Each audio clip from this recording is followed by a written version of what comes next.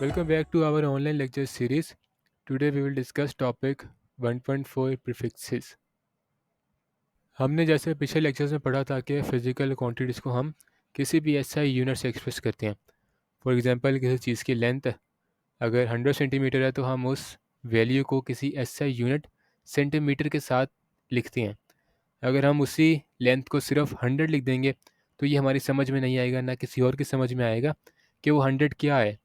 तो उस 100 के साथ हमने एक यूनिट चूज़ किया, सेंटीमीटर, जो उस लेंथ को डिफ़ाइन करा था कि उस लेंथ की मेजरमेंट आखिर कितनी है। तो मेजरमेंट को लिखने के लिए हम किसी एसआई यूनिट को यूज़ करते हैं। सेम इसी तरह जो प्रीफिक्सेस हैं इनका लिंक भी मेजरमेंट के साथ है। क्या है, किस तरह है और क्या रोल है, वो हम फर्दर डिस्कस करते हैं। प्रीफिक्सेस क्या होते हैं? प्रीफिक्सेस कुछ ऐसे वर्ड्स हैं, कुछ ऐसे लेटर्स हैं जिनको हम एसआई यूनिट के साथ यूज़ करते हैं, लेकिन एसआई यूनिट से पहले यूज़ करेंगे किसी भी मेजरमेंट के अंदर। प्रीफिक्सेस का मकसद क्या है कि हमारी जो मेजरमेंट होती है उसको वो समराइज़ कर देती है।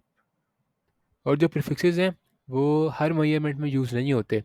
एसआई यूनिट हर मेजरमेंट में यूज़ होता है, लेकिन जो प्रीफिक्सेस हैं वो सिर्फ उन्हीं क्वांटिटीज़ में यूज़ होगा जो क्वांटिटीज़ या तो बहुत ज़्यादा हैं या बहुत स्मॉल है। तो इस चीज़ को हम आगे एक एग्जांपल से देखते हैं। फॉर एग्जांपल कोई भी एक भारी और बड़ी बॉल है जिसका जो वेट है वो है 1000 ग्राम्स। अब यहाँ पर जो 1000 है वो एक न्यूमेरिकल वैल्यू है, उसके साथ जो ग्राम यूज़ किया गया वो क्या है, वो उसका एसआई यूनिट है। लेकिन अगर हम इसको प्रीफिक्सेस के साथ यूज़ करें तो 1000 क्या होता है, 1000 is equal to 10 raise to power 3। तो हम 1000 को इस तरह भी लिख सकते हैं, और प्रीफिक्सेस में 1000 जो होता है वो हमारे पास किलो होता है। 10 रेज़ टू पावर 3 को हम किलो कहते हैं। तो अब इस 1000 ग्राम्स क्योंकि बहुत बड़ी वैल्यू है 1000, अब इसको हम अगर समराइज़ और आसान तरीके से लिखना चाहें तो हम लिख सकते हैं 1 किलो ग्राम्स। तो हमने जिस तरह बात की कि किसी भी मेजरमेंट में एसआई यूनिट से पहले लिखते हैं हम प्रीफिक्सेस को। ये हमारा क्या है, ये एसआई यूनिट है, और जो ये है ये हमारा किलो प्रीफिक्सेस है। आपके बुक के राइट साइड पे प्रीफिक्सेस का एक टेबल दिया हुआ है। पेपर में एमसीक्यूज़ के पॉइंट ऑफ व्यू से बहुत ज़्यादा इंपॉर्टेंट है। इसको कोशिश करें कि आप इसको ज़ुबानी याद करें, और इसको याद करना कोई मुश्किल काम नहीं, आसान से है। इस टेबल में जो हमारा मीन प्रीफिक्स है वो है हमारा डेका। डेका की वैल्यू क्या है कि 10 रेज़ टू पावर 1। और अब इससे हम ऊपर की तरफ जाएंगे तो ये सारे पॉजिटिव साइड वाले प्रीफिक्सेस हैं, और इससे नीचे सारे नेगेटिव साइड वाले प्रीफिक्सेस हैं। अगर आप इसमें देखें कि डेका से लेके किलो तक जो प्रीफिक्सेस हैं वो सारे एक सीक्वेंस में हैं, 10 raise to power 1, 10 raise to power 2, 10 raise to power 3। लेकिन उससे ऊपर के जितने भी प्रीफिक्सेस हैं वो 3 के गैप से हैं, 3, 6, 9, 12, 15, 18। और सेम इसी तरह नेगेटिव साइड में कि डेसी -1, सेंटी -2, मिली -3, और फर्दर जो है वो -6, -9, -12, और वो भी -18 तक जा रहे हैं।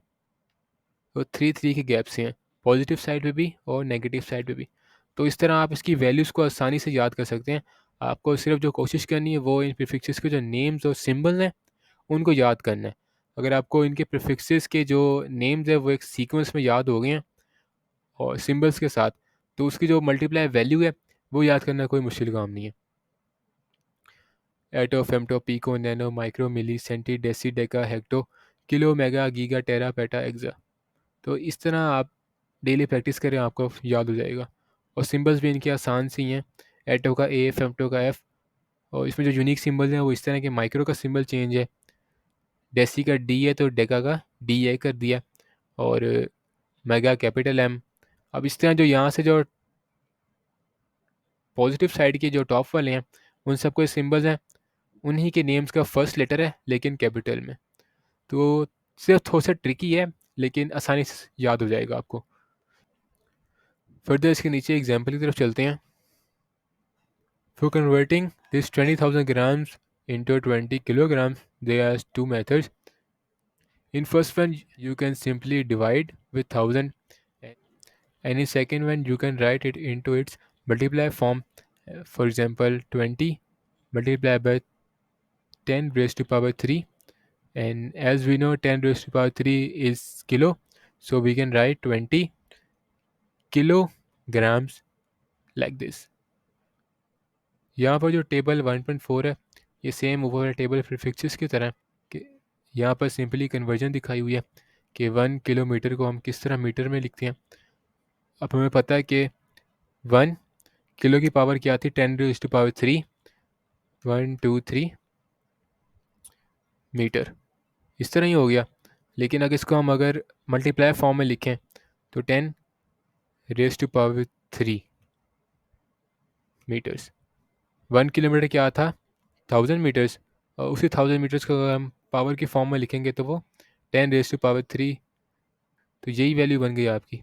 सेम इसी तरह यहाँ पे सेंटी, मिली, माइक्रो, नैनोमीटर की वैल्यूज़ दी हुई हैं और उनको मीटर में कन्वर्ट किया हुआ है। तो इनकी वैल्यूज़ ऊपर प्रीफिक्सेस के टेबल में दी गई है, आप वहाँ से देख सकते हैं। जहाँ भी आपको कुछ समझ ना आए, आप उस पॉइंट को हाईलाइट करके उसको आप नीचे कमेंट सेक्शन में पूछ सकते हैं। अच्छा, जो प्रीफिक्सेस है ना, वो हमने बात की थी कि किसी भी ऐसा यूनिट के साथ यूज़ किए जाते हैं। अब ऐसा यूनिट में वो बेस यूनिट्स भी हो सकती हैं और डिराइव यूनिट्स भी हो सकते हैं। तो नीचे एग्जांपल दी गई है इसी की के 200,000 मीटर पर सेकंड। अगर हम इसको 10 की पावर में लिखना चाहें तो हम इस तरह भी लिख सकते हैं, 2 मल्टीप्लाई बाय कितने ज़ीरोज़ हैं, 1 2 3 4 5। लेकिन अब यहाँ पे हमें जो 5 है इसका कोई प्रीफिक्सेस मिलता ही नहीं है। ऊपर टेबल देख लेते हैं दोबारा हम। हमारे पास लीस्ट पे जो है 10 रेज़ टू पावर 3 है, या फिर 10 रेज़ टू पावर से इंक्रीज़ होकर 10 रेज़ टू पावर 6 हो जाता है। हमारे पास 10 रेज़ टू पावर 5 का कोई प्रीफिक्सेस नहीं है, तो हम क्या करेंगे, 10 रेज़ टू पावर 5 से जो क्लोजेस्ट वैल्यू है, जैसे 200 multiply by 10 raise to power 3 कर सकते हैं हम इसको। 200 की ये वाली साइड आ गई और जो ये 10 रेज़ टू पावर 3 में कन्वर्ट हो गया। अब 10 रेज़ टू पावर 3 क्या है, किलो आता है। हमने क्या पढ़ा कि मीटर पर सेकंड दिया हुआ है, तो इस मीटर पर सेकंड से पहले हम एक प्रीफिक्सेस ऐड कर देंगे। तो 200 10 रेज़ टू पावर 3 कन्वर्ट हो जाएगा प्रीफिक्सेस में, और ये उसका ऐसा यूनिट मीटर पर सेकंड, ये आ गया आपका किलो। वैल्यू क्या बनी, 200 किलो मीटर पर सेकंड, 4800,000 वाट्स। इसको कन्वर्ट किया गया। कन्वर्ट किस तरह किया गया है, दो तरह किया गया, किलो में भी किया गया और मेगा में भी किया गया। हम पहले किलो वाला देख लेते हैं। हमने अभी देखा कि किलो क्या होता है, 10 रेज़ टू पावर 3 पे जाके 10 रेज़ टू पावर 3 पे जाके वो किलो हो जाता है। अगर हम टोटल देखें तो यहाँ पर 5 ज़ीरोज़ है, यानी 48 multiply by 10 raise to power 5। लेकिन 10 रेज़ टू पावर 5 का हमारे पास कोई प्रीफिक्स नहीं है। जो क्लोजेस्ट प्रीफिक्स है वो हमारे पास 10 रेज़ टू पावर 3 का प्रीफिक्स है। तो हम यहाँ पर पहले 10 रेज़ टू पावर 3 का प्रीफिक्स यूज़ करेंगे, 4800 multiply by 10 raise to power 3 watt. 10 raise to power 3 आपका किलो में चेंज हो गया, तो उसकी वैल्यू क्या आ गई, 4800 किलो वाट।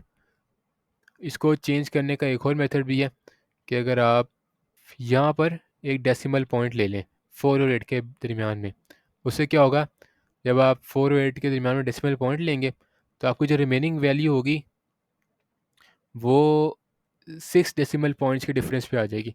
तो जब वो 6 डेसिमल पॉइंट्स के डिफरेंस में आएगी तो 10 रेज़ टू पावर 6 हो जाएगा, 48 multiply remaining value 6 decimal points की प्लेस पे आई, 10 रेज़ टू पावर 6। आपका ऐसा यूनिट यूज़ हुआ था वाट, वाट आ गया। और 10 रेज़ टू पावर 6 को हमने प्रीफिक्सेस की टेबल में पढ़ा था, 10 raise to power 6 is equal to mega, and mega is represented with capital M. So 4.8 capital M mega watt. तो ये था हमारा आज का लेक्चर प्रीफिक्सेस पे। इसमें जो मैंने पॉइंट्स हाईलाइट किए हैं वो आप भी अपनी बुक में हाईलाइट कर लें, और अगर किसी को कुछ समझ नहीं आया तो उसको कमेंट में लाजमी मेंशन करें। Thank you.